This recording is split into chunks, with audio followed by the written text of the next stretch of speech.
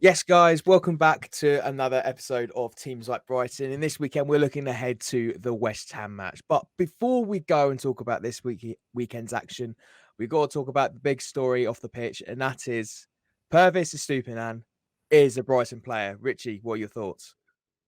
Great news. I mean, I've been writing a fair few articles about the worries of not replacing Marco Correa, and now it seems Brighton have gone about it in a very Brighton clever, smart way by bringing in Levi Colwell on loan from Chelsea, and now they've got another Ecuadorian in through the door. So yeah, great bit of business, and for Brighton to sign someone with Champions League experience is pretty good. I mean, it's not as like he's on the way down.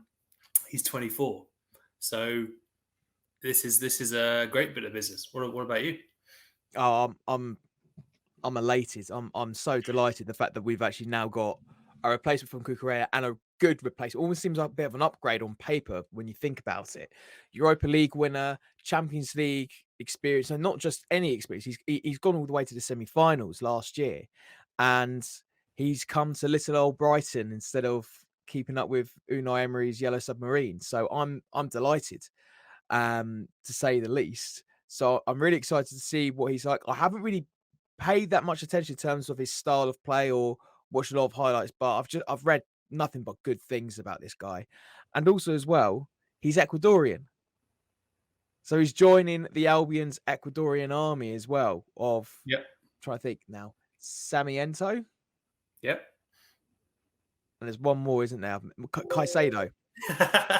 How could you forget the I've, Maybank? I've got that Caicedo, yes. So I'm enjoying what I'm seeing, and there's three potential players there that are going to be playing on the opening day of the World Cup, which is mind-boggling when you think about it. When certain fans like myself have watched the likes of Robbie Pethick and Jeffrey Pitcher playing, and a spine of Kuipers, Butters, Carpenter, and Zamora, um, just to name a few. So it's brilliant to see.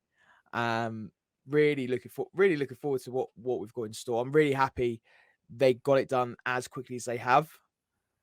So now we've got, I reckon we probably won't see him play properly until after the international break, just to get himself settled in and just getting an understanding of what his role is going to be under Potter. But I'm really looking forward to what we've got in store. Yeah, I think just on the topic of maybe diving into a little bit more about him. So I was listening to Tim Vickery, the South American football expert, and he said on Talksport, um, quote, "I have a huge amount of time for Purvis. A lot of the players coming out of Ecuador at the moment, they are very physically strong. They are beasts, and he is as well. He's a left back who has physical capacity to charge up and down that line. He's got a nice left foot. Spanish football hasn't really set him as free as the Ecuador national side does, where he has scored a number of goals for them. And then I'm not sure if it's a slight dig, but I think that he talked about this when earlier in the week, so the transfer hasn't been done, but he said, in Tottenham terms, think of a left-footed version of Emerson Royal, only better. Yeah, which is a good sign because I don't madly rate Emerson Royal. But yeah, it sounds like he's got a real engine on him. And I mean, Vickery knows his stuff. So I think this is maybe a decent sign. Yeah, absolutely. I think when you get a reference like Tim Vickery singing your praises, I think you've got every right to be as excited, if not more excited, about this signing. Um, it does feel like an upgrade from Cucurella. I can't believe I'm actually saying that because Oh, big Cuc- claim. it is a big claim. But when you read on what this guy's achieved and the glowing reviews that he's got, it does feel like that. And that's not me doubting what the contributions of what Cucurella has. Cucurella is a fantastic player, and if he keeps up staying in the Chelsea team sheet, it'll be criminal of him not getting a call up to the Spanish national team in this international break, let alone the World Cup. He made it clear that's what he wanted to do. So now we're in he's in a great position there, and we're in a fantastic position where we've, on paper, comfortably replaced him. And I said this in an earlier podcast, that is the only gap that we really need to recruit on, and we have, and we've done it brilliantly and quite well, as shrewd and astute as it can possibly be for Brighton, because I mean they run a tight ship. It's hard for that. It's hard for many leaks to go out before they even spot them. So once again, Tony Bloom's done fantastic business, Barber and the lot, and I'm no doubt Graham Potter's going to be elated. Yeah, just a little bit more from this time from Purvis himself. He said when he signed for the club, he said, "I'm prepared. I had a good season at Villarreal before, and I'm ready for whatever the head coach, Graham Potter, says. I'm going to try and defend the shirt in the same way over the other clubs. I won't let them down. I'm going to fight for every ball as if it's the last." I mean, that's a nice one, isn't it? I mean, I remember watching him a couple of times in Villarreal matches, and he did seem like a threat, like he was going to be a tough opponent for any winger to have. Granted, it's probably about 10 to 15 minutes worth of action I've seen from him, but if that's I'm going to be honest. I'm not going to come in and say like where his weaknesses are, because I'm going to probably see that at the Amex and all of his strengths. But he seems like such a confident player. He seems like he's up for the task.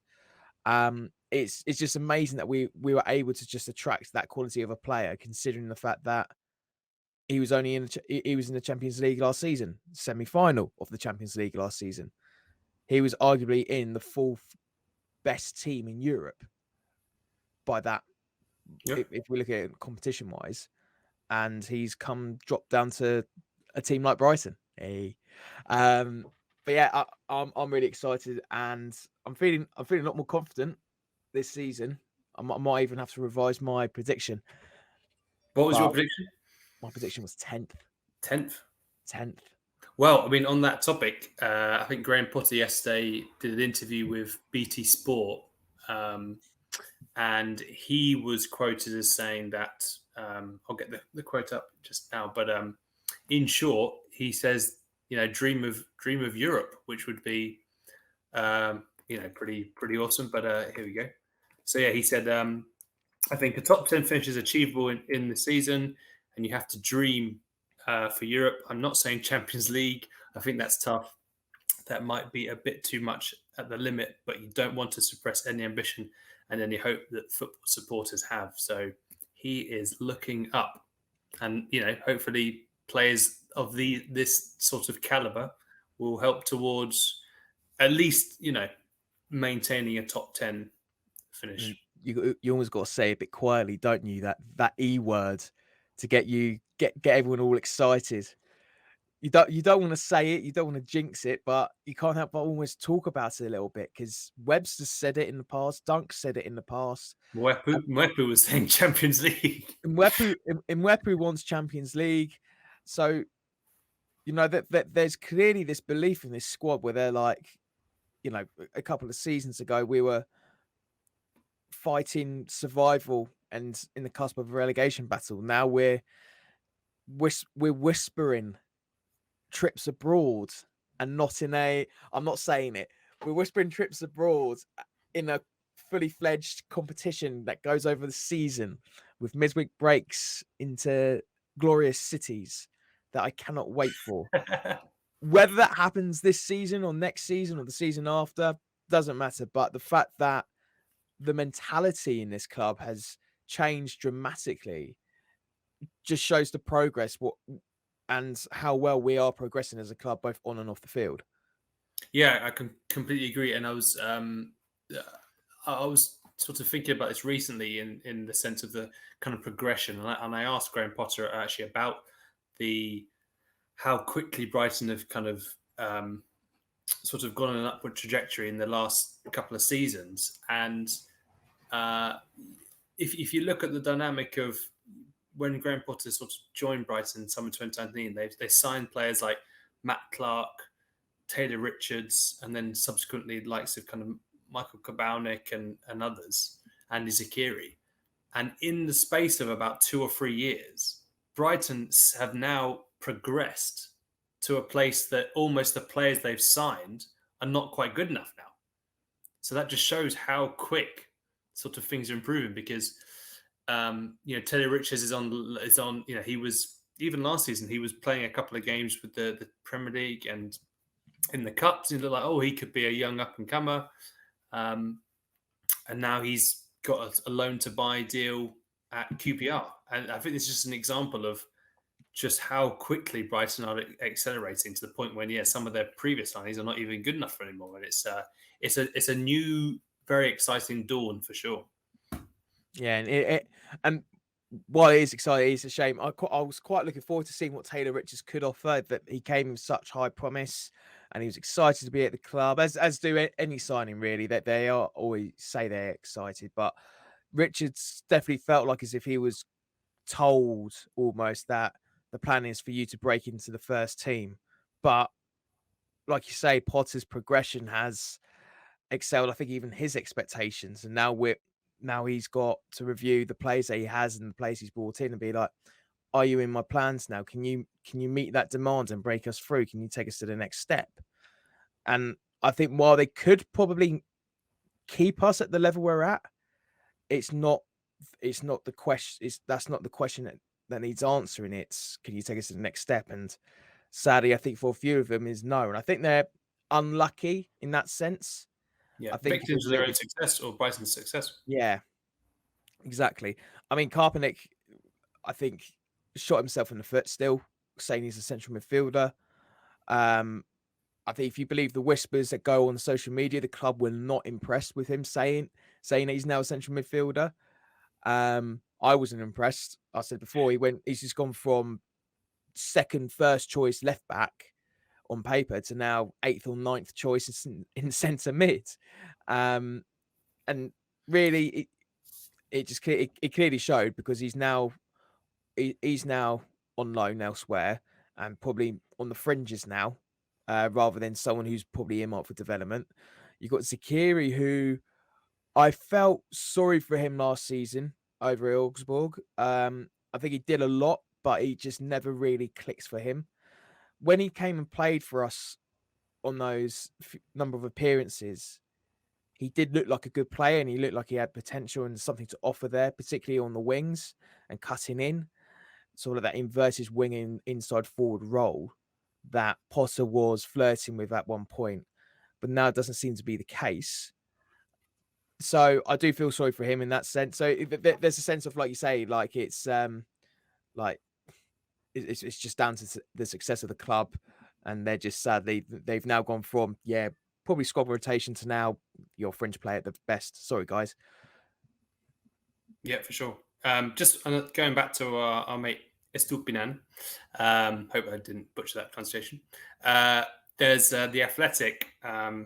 They've got a nice little chart talking about his strengths, and actually there was a breakdown that said he is not too dissimilar from Cucurella in terms of his attributes. But in terms of like the best things, he's pretty good at ball recoveries and interceptions.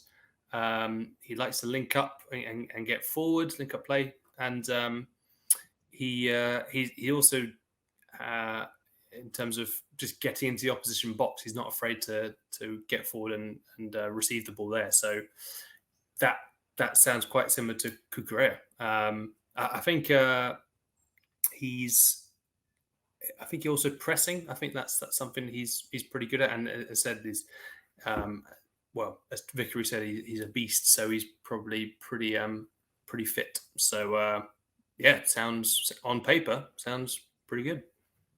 And as exciting as it can be, probably won't see him this weekend for our away trip to West Ham. Fair to say, we're a bit of a bogey team for them, but mind you, since Glenn Murray's retired, results haven't gone our way, bar the win at the end of the season, at end of last season. It'll be interesting to see how we play.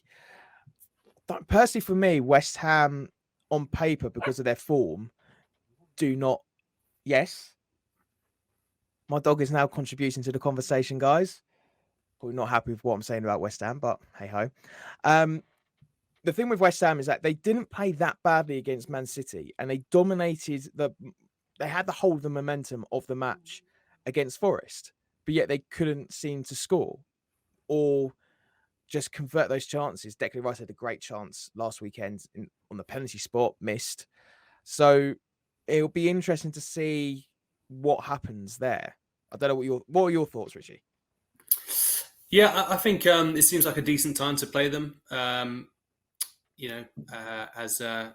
speak to Jonty Colman later from Football London, who covers West Ham, for the proper insight. But it sounds like West Ham have got a fair few injuries. Obviously, like you say, they've lost both their 2 games so far this season. Four wins and 6 draws for Brighton. And obviously the most recent was a 3-1 win at the Amex back in May, and they were very impressive there. So, it's I still think it will probably be a draw, and I think West Ham will probably improve. They'll definitely be up for it in terms of, this is a team who've, finished 6th and 7th in the last 2 seasons. They'll want to get back up the table rather than the relegation zone. If you look at the Premier League table at the moment, it's an interesting bottom 3. It's like a glitch when you play FIFA or Football Manager at the start.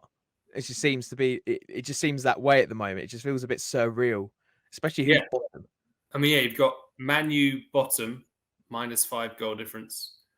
West Ham second bottom, -3 goal difference, and then Everton -2 goal difference. And all 3 of those teams have not picked up a single point from their 2 games. So, I think West Ham will definitely be up for it.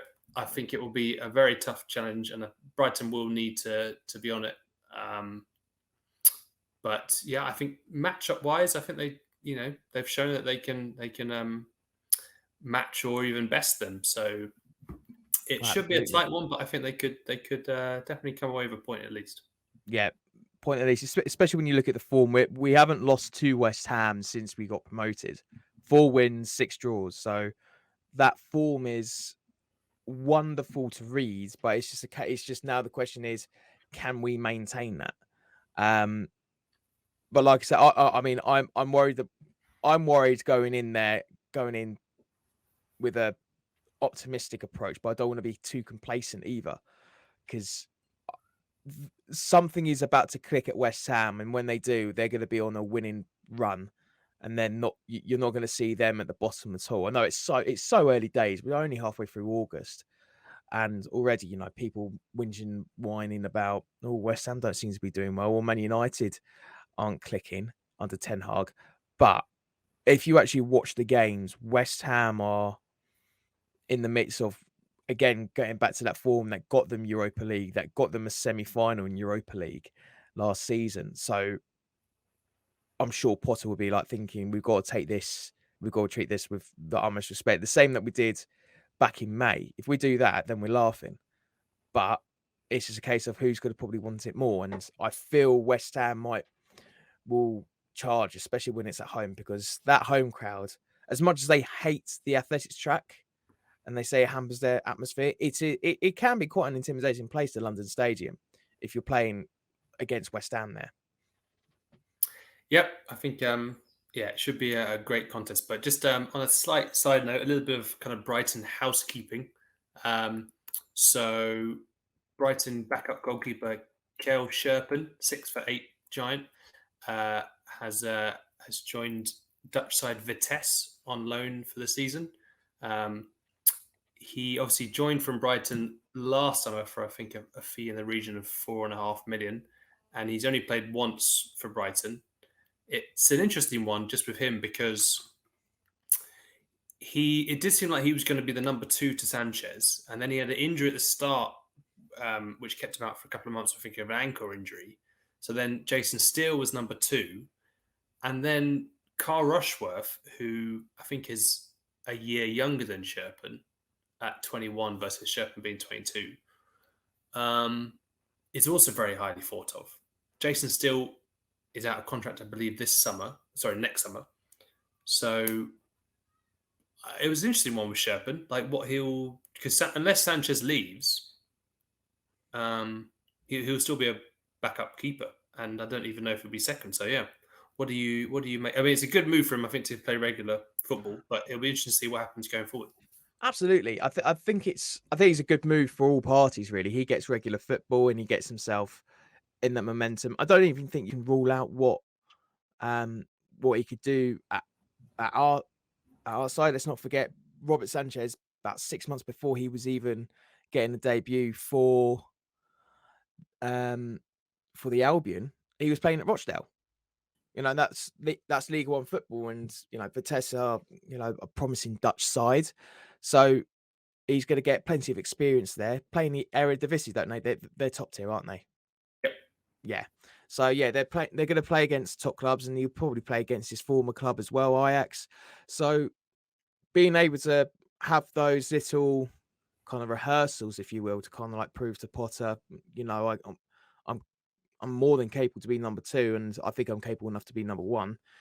It's a perfect opportunity, really. The injury did seem to hamper him, and I don't think anyone expected Carl Rushworth to progress so quickly. In a few years, he went from playing for Worthing on loan to excelling at Walsall on loan. So everywhere he's gone, he's just been a fan favourite. So it does make sense for us to actually give him that opportunity to be like that third choice goalkeeper almost, be on the fringes and just be like, okay, well, this is what it's like over in Premier League football. We're going to keep you. It makes sense as well. He's homegrown and he's under 21. I want to say, is he under 21? Yeah, I think he turned 21 this summer. Okay, yeah, depending on when in the summer. Did he turn 21 this month? Maybe July. Not. I don't know if that classifies as July 21. 2nd. I don't know what the homegrown or squad rules are, but if you're under 21 I think going he into still will. the I think he will be. I think he will again. yeah. So again, it doesn't affect the squad rules. So it's a ticking box exercise, and it'd be a great opportunity for him to actually get that experience of being like, okay, I've got a taste of top tier football in the background. Now I want to be one of the first guys at the pitch, but I need that experience again. So he'll probably go back out on loan, maybe in the championship. Yeah. Get his get really down and dirty with it all in the championship, because that's always a wild ride, to be honest with you. So, I mean, 21 years old and he's knocking on the door. And you've also got Tom McGill as well. Tom McGill, I think he's a Cookfield resident. I think I know he went to Walden Park School, which is just down my road. So, again, you've got promising goalkeepers left, right, and centre, which is amazing considering the fact I remember the times when we were struggling with Kasper Ankergren and Peter Brezovan. Now we've got players coming through the ranks. We've got great, good enough players pushing us forward. So again, the depth wise is amazing. Yeah, sure. And speaking of depth, a couple of youngsters have signed new longer term deals. Andrew Moran, the talented Irish midfielder, 18-year-old, he's signed a new contract until June 2025. And then an even, not even younger, same age, Ben Jackson, a giant centre-back for the under-18s and under-21s. He signed a new 2-year deal. So, yeah, good to keep some of Brighton's best and brightest. Just on Moran, it was I spoke to his former under-18 coach, Mark Beard, at Brighton, and he's dubbed him the Irish Phil Foden, which is some praise. So, I mean, I wouldn't be surprised to see Moran involved at Forest Green Rovers next week in some capacity. But he's definitely one to watch. And Graham Potter said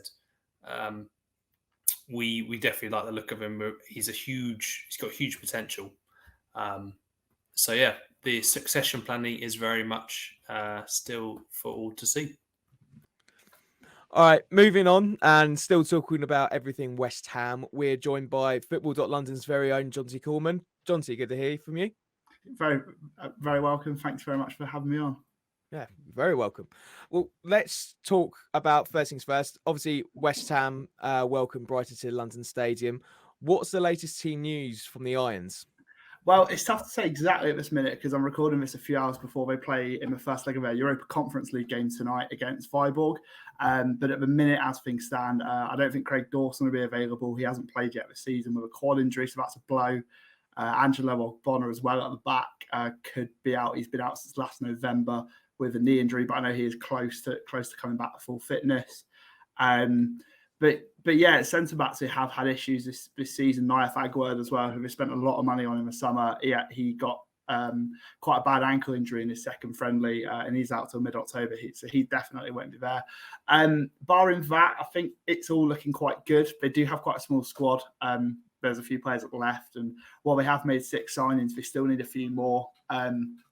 One thing that is a good boost for West Ham, I suppose, is that Declan Rice is banned for tonight's game, as is Aaron Cresswell, so they'll get a bit of a rest going into Sunday. And David Moyes, actually, although not that the manager needs a rest.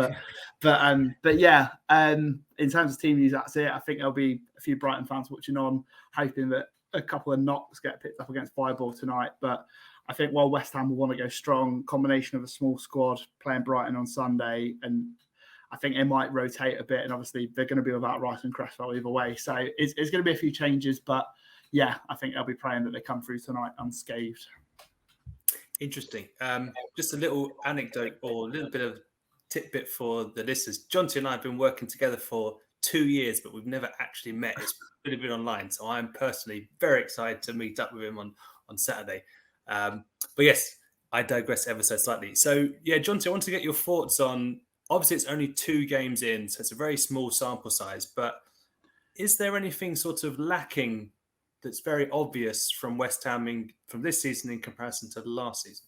I think our main concern at the minute is goals. They haven't scored yet this season in either of their 2 league games. Against City, admittedly, it is always going to be a tough test. They went into that game with only one centre-back available in Kurt Zouma, and the same at Forest last Sunday.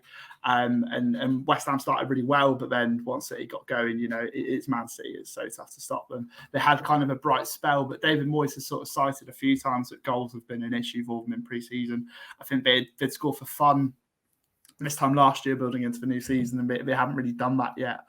Against Nottingham Forest, however, well, goals were the issue, but they couldn't have got much closer if they tried. They had Saïd Benrahma had a goal disallowed by VAR. Declan Rice had a penalty save. They hit the under, not just the bar, but the underside of the bar twice, and they also had 2 cleared off the line. And while I thought Forest played well, it's borderline criminal that West Ham didn't come out of that game with something. But in all seriousness, goals have been a concern, and they have brought in Gianluca Scamacca from Sassuolo. They've also brought in Maxwell Cornier from Burnley, who, as we know, had a brilliant season last year in the Premier League, despite Burnley's poor season. And Scamacca had a brilliant year in Serie A last season. So if those 2 can get firing, if Jared Bowen can get back to his best form, so Mikel Antonio, they should be all right, but goals have perhaps been the concern so far. I think if you look at the 3 they've conceded, one was a penalty, which Areola gave away for rushing out at Haaland. Another one was a gap at the back. I mean, it was a brilliant De Bruyne pass and Haaland went for on goal. And the other one was very scrappy. It was a good team move, but Lingard scuffed a shot and Johnson cleared it into that Iwobi and it went in. So, if you look at the goals, there's no glaring errors per se, and it's kind of a part of it's been bad fortune more than anything. But yeah, obviously it's not ideal for West Ham. I think the positive is that they've got this first leg against Viborg at home tonight. So if they make a few changes and we get a good result there, that could give everyone a bit of a confidence boost, especially if you're giving Declan Rice and Aaron Cresswell a rest as well. And I suspect a couple of others will get rested as well. So I think a good result tonight could put the Hammers in the mood they need to be in to play Brighton. Otherwise, not winning tonight, which would be a huge shock. That's a bit of a scary thought right now. Yeah. You've touched on a couple of the signings there already, and obviously West Ham have had a bit of a busy summer, and it may look like they might be a little bit busy as well going into the last couple of weeks into the transfer window. What signings are you looking forward to the most, not just going ahead to this weekend, but for the season ahead? Looking at the signings they've made, I think Scamacca is a brilliant one, as I mentioned earlier. And we've seen him come off the bench twice so far. He's come off the bench in both games. And I think the issue with him is it might take him a bit of time to get ready. He'd played for Italy in the Nations League games in June, but he didn't play a friendly after that. So his first game since June was when he came off the bench against City. He showed. I think considering how poor West Ham were going forward that game, he came on, won a few headers and bullied players around him, which against City was a bit of a, this is like a player. Again, he battled really hard when we saw him against Forest, but he didn't really get much of the ball. I mean, admittedly, he was only on for like 20 minutes or so you can't really blame him for that. But I think looking at the goals he scored last year in Italy, and looking at his presence, there aren't many across the Premier League, really. There aren't many out-and-out proper big strikers. And I think we're sort of getting that a bit more this year with Haaland and Nunes coming in, and I'll put Skamaka in the same bracket, 6'5", covered in tattoos, such a presence up front. Like, you're not going to miss him, really. So yeah, I think if once we get him fit and firing, he'll be a good signing. Another one, Maxwell Cornet, as I mentioned. Again, I thought he was excellent at Burnley last year, and they were really poor last year, Burnley, but Cornet was brilliant. He's so versatile. He had a brilliant goal record, bearing in mind he played a lot either out wide or even in like a full-back, wing-back kind of role. So I think he'll be good. And another one, the latest signing, Tilo Kehrer, who they signed yesterday. I think he's a good acquisition for them. Again, I don't think we needed him per se on paper, but the issues they've had at the back with injuries, they've kind of had to get another defender, especially with Issa Diop having to leave the club. Well, not having to, he wanted to. So West Ham sort of cashed in on that and tried to replace him. And I think they've been really smart. I mean, Kehrer only 25. He's got 20 caps for Germany. He won the Ligue 1 title with PSG last year, and he played 27 league games for them. So, I think it's a really bit, and they've only paid about 10 million for him. So it's really smart business. I think he'll be a good signing. And I suspect he will play a role in some kind against Brighton on Sunday. Interesting. And one thing that's a very kind of fascinating takeaway from the Brighton-West Ham rivalry, if you want to call it that. They've played 10 times in the Premier League and West Ham have never beaten them. It's 4 wins for Brighton, 6 draws. I've got a couple of mates who are West Ham fans, and they just, the classic definitions of a bogey team. I just wanted to get your take on that, and is what the kind of maybe the feeling is like among West Ham fans, and because I think David Moyes was a bit of a head scratcher for him as well. Yeah, it's a very good point you raise. I mean, I've only started covering the club for a few weeks, but on the train back from Nottingham Forest on Sunday, a lot of fans said to me that our Brighton are a bogey team. They're the ones to be in trouble with. And I think this 5-ball game comes at a good time. I think, obviously, the first 2 league games they've played, the defending champions at home. They've then gone to a newly promoted team with a brilliant atmosphere and loads of signings like Forest. So that was always going to be a tough game. So I think had they gone then to play Brighton straight away, that would be an even more of a concern, as you mentioned, that record there. It's one of those, it happens in football. Sometimes you just can't explain it, but these records do exist against certain teams. Again, as I mentioned, I think this 5-ball game is a sort of welcome distraction in some ways, that they can try and make a few changes, try and get a good result tonight, and hopefully that can lead to sort of a more positive effect at the club. But yeah, I think that sort of omen, as you mentioned there, poor start we've had to the season, if a bad result against Viborg, a combination of that, and well, I think Brighton fans and players will be licking their lips if West Ham don't win tonight. Going ahead for the season ahead, what do you think are West Ham's expectations? Obviously, they just missed out on Europa League last season from the last time we met. Where do you personally see West Ham going, realistically finishing this season? I know for a fact they want to be. The key to the last 2 seasons has been consistency and building on that. I think 2 seasons ago they finished 6th. Last season we finished 7th, but it would have been, at half time on the last day they were 6th, and they've been a lot of the season in the top 4. So, they've made signings. They've been really busy in the transfer window, but not as busy as they would have liked, because they want to make signings, but quality ones as well, and players that are going to help sustain the club. They've just increased the capacity of the stadium to 62,500, and it's one of the biggest in the country. And I think it's just things like that shows the growth. They don't want to just sort of enjoy the ride while it lasts. They want this to be a sustained legacy, if you like. So I think for their sake, they'll definitely want to be in the same sort of position they'd like to be in from the last couple of seasons.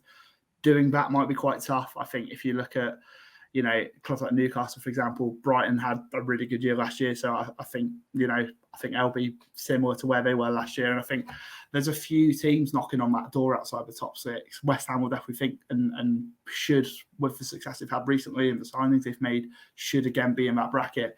Whether they get top 7 again, so far it's a tough start. But again, they've made loads of signings and we've not really seen them yet. So once they get bedded in, you know, the second half of the season might be stronger. I think they'll really want a good run in Europe. I think while they loved their Europa League success last year, getting so close to a final and then a trophy and not getting there, I think it's something that while the players would have been proud of where they got to, I think they still would have wanted a lot more. So I think that's going to be a motivation for them this season, wanting to go one step further. And in the Conference League, we still saw plenty of big name clubs last year. I think it was Roma finalled the final last year. So it still shows that there's sort of plenty of prestige to it, this competition, despite the sort of criticism it's had from some. But yeah, I think a good run from Europe. I think they'll want a bit further in the domestic cup competitions. I think they did it right last year, but I think they'll want to go a bit further in that. And more importantly, above anything else, back in those European places again. That's what they want. Whether they get there, I think for me, they'll either just get in or just miss out. And final one, Jonty, a little bit of a two-pronged one here. One is how much of an impact does the kind of the Thursday Sunday sort of build up? I mean, first off, do you think that will have much of an effect solely in the season or not? And then second part of the question, what is your prediction for Sunday's match between West Ham and Brighton?